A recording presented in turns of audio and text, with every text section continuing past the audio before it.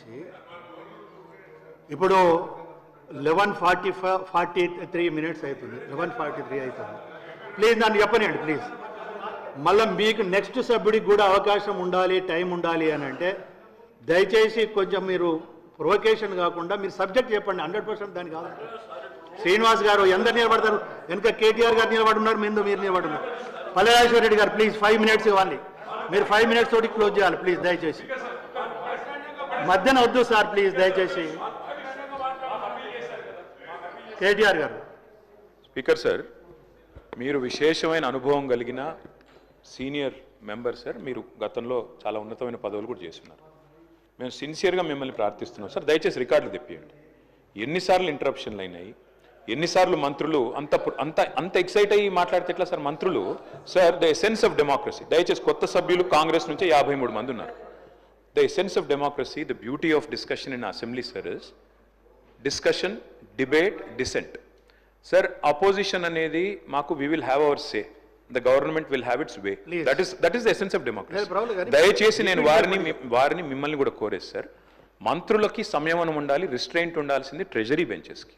Opposition సహజంగానే మేము ప్రభుత్వం చేయని పనులు, ఇస్తానని చెప్పిన మాటలు, హామీలు కాని హామీలు మేము దయచేసి ప్రకాష్ రెడ్డి గారు, స్పీకర్ గారు ఒకటే రిక్వెస్ట్, మంత్రులకి మీరు దయచేసి చెప్పండి.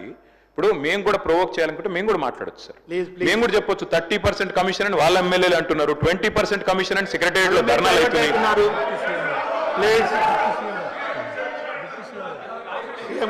డిప్యూటీ సీఎం గారు సార్, రామ్జాన్ మీరు కూర్చోండి. డిప్యూటీ సీఎం గారు మాట్లాడుతున్నారు సార్.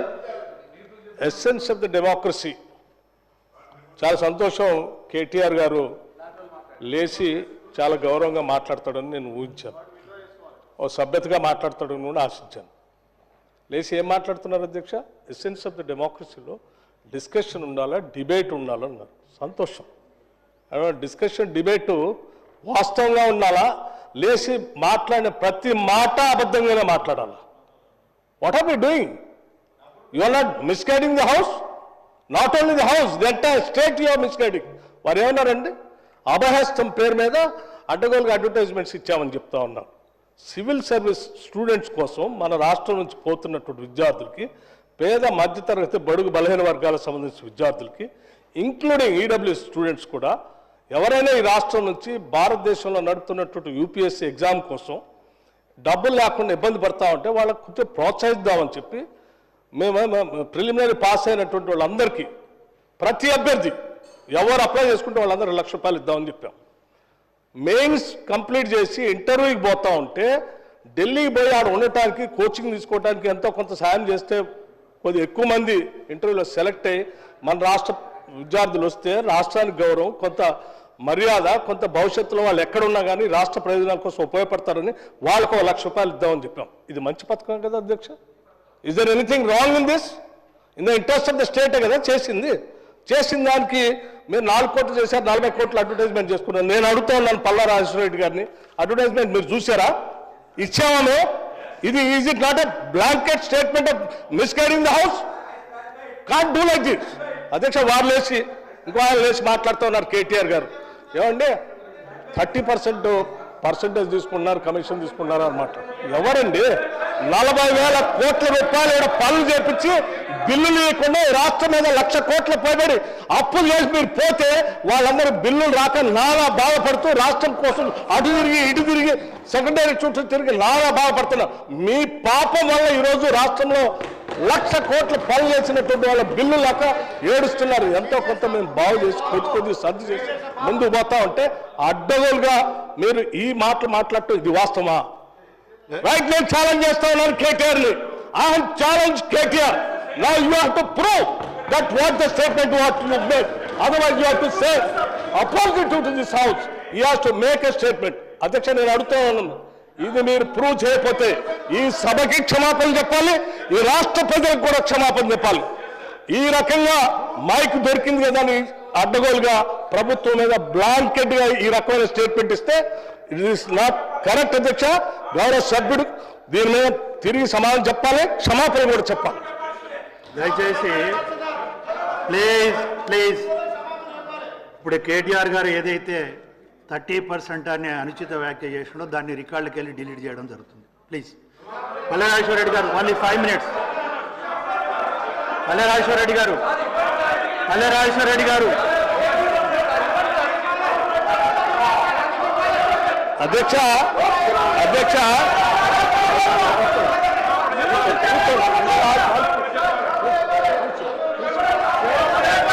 అధ్యక్ష నేను ఒక బాధ్యత డిప్యూటీ సీఎం గారు మాట్లాడుతున్నారు. ప్లీజ్ సభ్యులందరూ సహకరించాలి. డిప్యూటీ సీఎం గారు మాట్లాడుతున్నారు. డిప్యూటీ సీఎం గారు మాట్లాడుతున్నారు. దయచేసి అందరూ సహకరించాలి. అధ్యక్ష అధ్యక్ష ప్లీజ్. అధ్యక్ష మేము సీఎం గారు మాట్లాడుతున్నారండి. మీరు కొంచెం వినాలి మాట కూడా. ప్లీజ్ సార్, మీరు కూడా కొంచెం ప్లీజ్ చైర్కు సహకరించాలి. ప్లీజ్ కూర్చోండి, అందరు కూర్చోండి. ప్లీజ్ అధ్యక్ష ఇప్పుడు అక్కడ ఒక గౌరవ ఉప ముఖ్యమంత్రి గారు లేచి నిలబడ్డప్పుడు మనం కూడా ప్లీజ్ రెజ్యూమ్ యువర్ సీట్. చూసి resume their seats please sir. అధ్యక్ష మేము ఒక బాధ్యతతో రాజకీయాల్లోకి వచ్చాం. అడ్డగోలుగా మీలాగా రాష్ట్రం మీద పడి బరి తెగించి దోపిడీ చేసుకోవడానికి రాలేదు.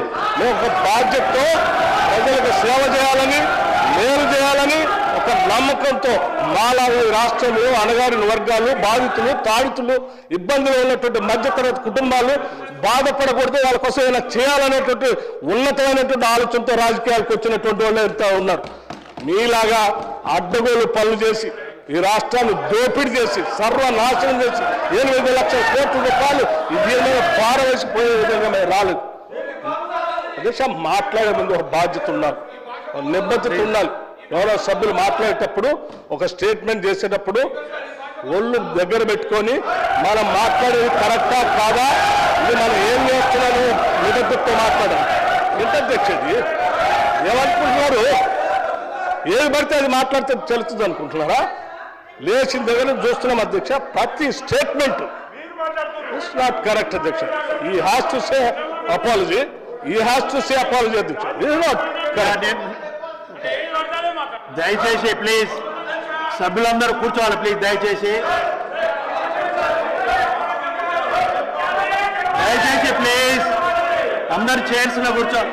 అందరు కూర్చోవాలి. ప్లీజ్ కూర్చోవాలి. ప్లీజ్ ప్లీజ్ కూర్చోవాలి. ప్లీజ్ కూర్చోండి. ప్లీజ్ ప్లీజ్ కూర్చోవాలి. దయచేసి నేను సభ్యులందరినీ ఒకటి రిక్వెస్ట్ చేస్తున్నాను. కేటీఆర్ గారు ప్లీజ్ కూర్చోండి. కూర్చోండి. హరీష్ రావు గారు ప్లీజ్. హరీష్ రావు గారు ప్లీజ్ మీరు కూర్చోండి సార్. మీరు కూర్చోండి సార్. నీ వాళ్ళని కూడా కూర్చోబెడుతున్నా. ఫస్ట్ వాళ్ళని కూర్చోబెట్టిన తర్వాతనే మిమ్మల్ని కూర్చోమంటున్నాను. మీరు వినాలి. ఇప్పుడు ఒక నిమిషం ప్లీజ్. శ్రీహరి గారు ప్లీజ్. శ్రీహరి గారు కూర్చోండి. దయచేసి కేటీఆర్ గారు మీరు ఒక వాక్య చేసినలు అరే నన్ను చెప్పనియండి. మీరు నన్ను చెప్పనియండి. ఇప్పుడు మీరు అనగాదు. మీరు ఇప్పుడు కేటీఆర్ గారు సీనియరు, ఎల్ఏ మినిస్టర్గా కూడా చేశారు. మీరు ఏదైతే మాట మాట్లాడిందో అది అన్పార్లమెంటరీగా మన శాసనసభలో